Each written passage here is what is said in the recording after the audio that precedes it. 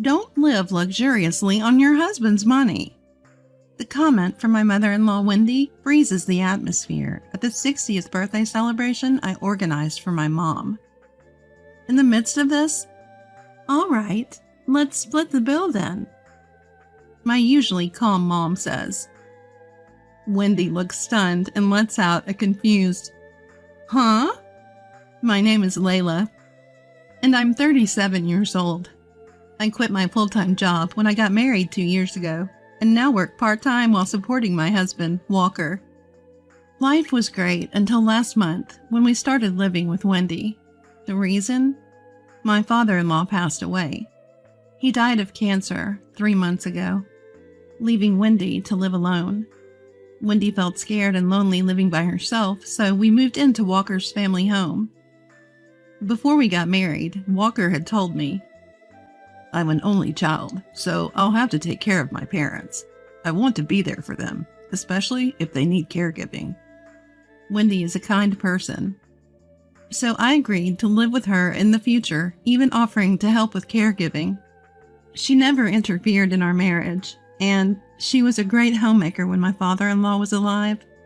I respected her and thought I was lucky to have such a good mother-in-law. So we started living together earlier than planned, and I was looking forward to a happy life as a family of 3.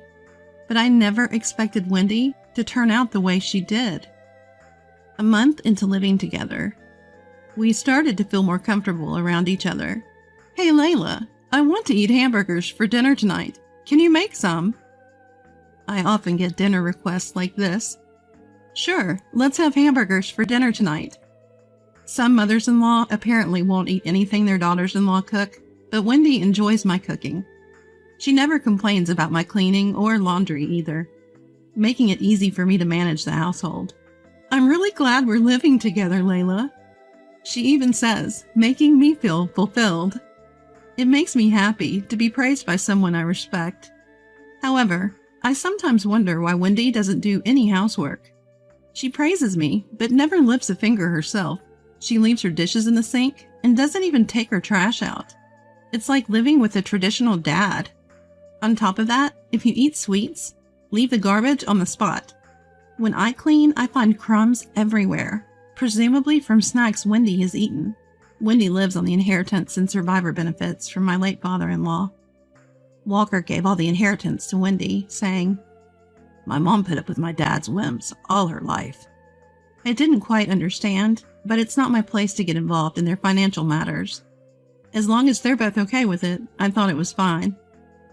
But when Wendy spends her days doing nothing, living off my late father-in-law's inheritance and survivor benefits, it starts to bother me. I wish she'd at least clean up after herself. She used to be so good at housework when my father-in-law was alive. Why has she become so careless now? Curious, I gently asked Wendy about it.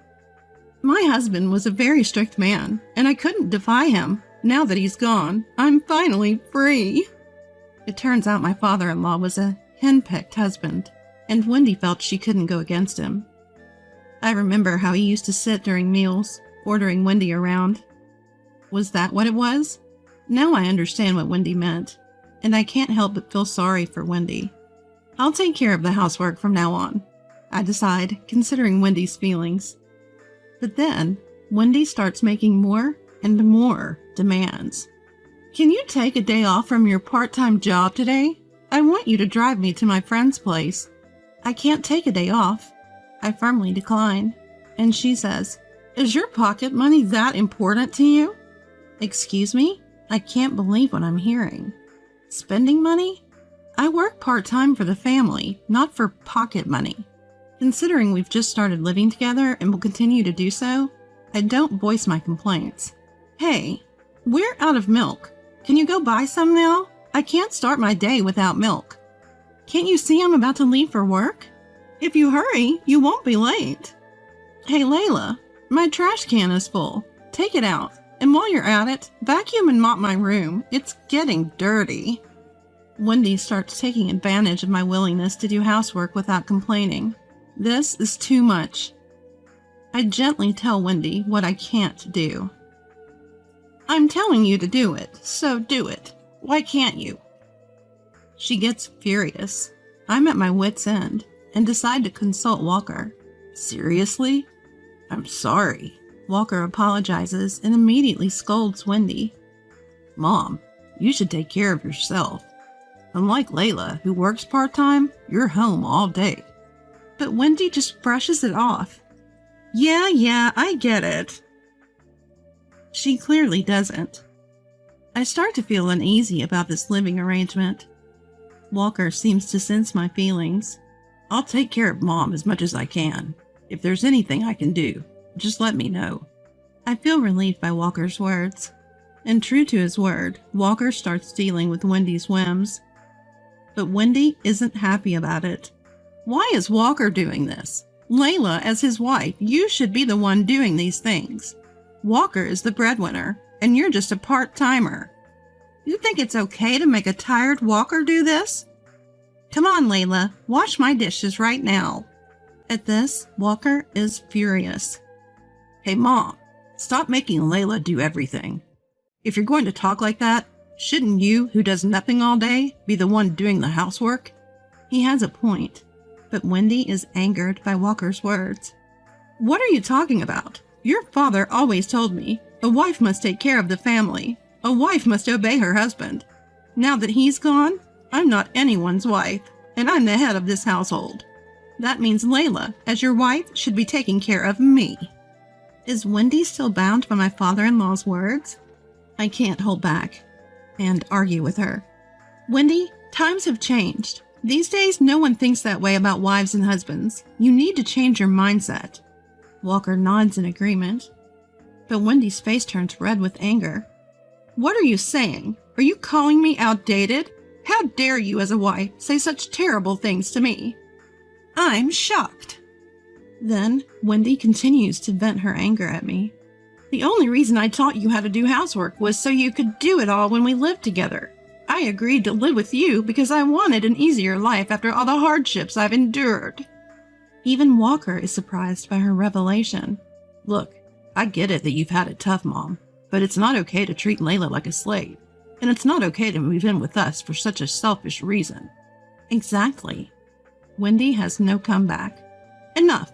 I'm disappointed that you're siding with her over your own mother. She storms off to her room and slams the door. Walker and I sigh. Layla, I'm really sorry. You don't want to live like this, do you? I nod slightly. Then comes a surprising suggestion. Should we stop living together? What? I never thought he'd suggest that. I didn't expect Mom to become so selfish after Dad passed away. But we can't keep living like this. Let's move. I'm happy to hear this. But moving now is a concern. In fact, my mom's 60th birthday celebration is just around the corner, and I'm the one organizing it. I've just bought an expensive gift for her, wanting to give something special back to the woman who raised me. Moving would be another big expense. When I mention this, Walker also looks troubled. Plus, we've just moved here, and Walker's savings have taken a hit. Moving now would be difficult, but we can't put up with Wendy anymore. We ponder what to do, but can't find an answer. In the end, we put the moving idea on hold. And so we continue to endure Wendy's whims and clashes. The stress is piling up, and we're both exhausted. In the midst of this, my mom's 60th birthday celebration is approaching. It's next month, huh? As Walker and I discuss the celebration, Wendy joins the conversation. What's happening next month? We proceed to explain. So please, have dinner alone that day. I'll prepare the meal for you. When I said that, Wendy, as usual, made a selfish demand. I'm coming too. You're coming too? I couldn't understand why Wendy, who had only met my mom a few times, would say that. Walker seemed to feel the same way and asked her, a bit annoyed. Hey, why would you come, Mom? It's for Layla's mom's 60th birthday celebration. Then came an incomprehensible reply. Well, I never got a 60th birthday celebration from Layla, so you should celebrate me too. What? Neither of us could make sense of it. Wendy is 63, and when we first met, she was already past 60. Yet she's demanding a celebration? Walker couldn't understand her logic either and kept arguing. This is ridiculous. But Wendy wouldn't budge, insisting, "I'm going! Celebrate me too!" So they kept arguing. This was getting nowhere. Fine. If my mom agrees, then Wendy can come too. I called my mom. Would it be okay if Walker's mom also joins the 60th birthday celebration? My mom graciously said, "Sure." Yay! Then I'm coming to the 60th birthday celebration. Ugh. This is turning into a hassle. Walker and I exchanged glances, both probably thinking the same thing, but we had no idea what was coming. Little did we know that Wendy's selfishness would escalate even more on this particular day. On the day of the 60th birthday celebration, we headed to my parents' house by train. "Why are we taking the train, Layla? What happened to the car? I hate trains." My mom loves her alcohol, and the plan was for everyone to drink. That's why we couldn't drive. When I explained, Wendy looked displeased. "Well, you could just abstain from drinking, Layla. I'll drink your share too. So get off the train now and go rent a car." "I can't do that. My mom is looking forward to drinking with me," I said, refusing her demand. She kept grumbling. It's not like the train ride was that long. It's only about 20 minutes from our house to my parents. Despite feeling embarrassed by her loud complaints on the train, Walker and I finally arrived at my parents' home. We were greeted by my mom, who then said hello to Wendy. "Layla is always in your care. I hope she's not causing any trouble." Wendy laughed and responded in a way that was completely out of line. "She's always a handful. She does the housework I've taught her, but she's so busy trying to make extra money that she sometimes doesn't listen. But hey, she's the wife Walker brought home." Walker immediately scolded Wendy. "Mom, what are you saying?" My mom and I were stunned. Ignoring that she wasn't even a family member, Wendy led the way into the house. "You're having a hard time living with her, aren't you?" My mom whispered this to me so Wendy couldn't hear. I could only respond with a wry smile. When we got to the living room, the catering we had ordered was already there.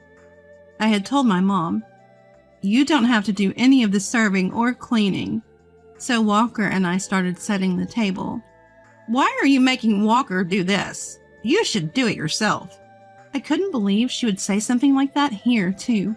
Walker was visibly frustrated, while my mom quietly observed, "Wow, this looks delicious. I didn't expect to eat such a feast. I'm glad I came all this way for this 60th birthday celebration."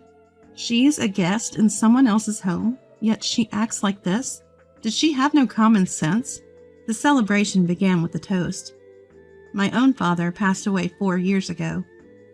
Wendy used that as a topic to steer the conversation. "Your husband passed away too, right? Isn't life great living off the inheritance and survivor's pension? I've been having a blast since my husband passed." I couldn't believe she could bring up such a topic so casually. I ate my meal with a strained face.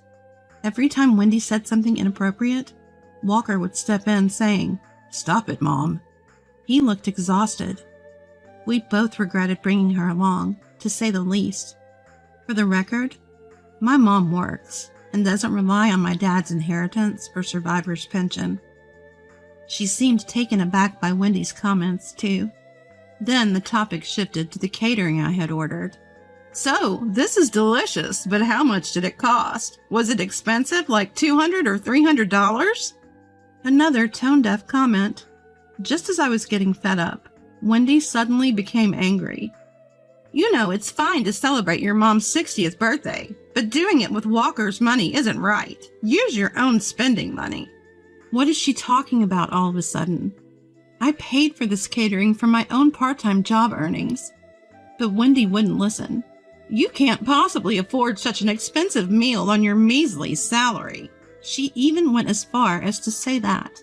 "Don't be so cheeky, spending your husband's money like that." Why would she say such a thing during my mom's 60th birthday celebration? I deeply regret bringing Wendy along. I can't forgive her for creating this atmosphere, I was about to lose my patience and tell Wendy off, when at that moment, "All right, let's go Dutch then. We'll split it 4 ways. How does that sound?" It was my mom who spoke. "What?" Everyone was shocked. My mom, who had stayed silent every time Wendy made an outrageous comment, was now suggesting this. Wait, what are you saying? Going Dutch on a 60th birthday celebration? That's absurd!" Wendy was rattled by my mom's words. In response, my mom spoke confidently. "Layla has explained multiple times that she paid for this with her own money, right? But Wendy, you wouldn't accept that, insisting it must be Walker's money. So I thought doing Dutch would settle this." Wendy was speechless. My mom continued. "Oh, and Wendy, please pay with your own money, not the money left by your late husband." At this, Wendy became furious. "What? Why do I have to be told that by you?" Facing Wendy's red-faced, loud outburst, my mom responded calmly. "Well, you did say, don't indulge in luxuries with your husband's money, didn't you? So it would be wrong to use your late husband's inheritance, right?" Fair point. Wendy had nothing to say, but she was so furious that she started to say something ridiculous. "Well, it's fine for me, but not for Layla, because Layla is using my precious Walker's hard-earned money.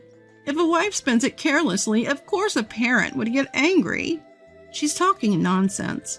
Walker and I exchanged incredulous glances. I get it. I really do. I'm angry, too. I'm frustrated that my dear daughter is being unfairly scolded by Wendy. At this point, Wendy seemed at a loss for words, struggling to come up with a retort. Well, you see." Shuddering and flustered, Wendy was silenced by my mom's next words. "Initially, I was going to let it slide, watching you berate Layla. I didn't want to cause any issues in your future living arrangements, but enough is enough. You're the one living lavishly on your husband's money, and you dare tell my daughter not to do the same. Are you kidding me? How can you demean and belittle my daughter in front of me? What would you think if I did the same to Walker right now?" Wendy was completely silenced. I never knew my mom could get this angry. Neither Walker nor I could hide our surprise. Wendy, now quiet, seemed regretful and teary-eyed.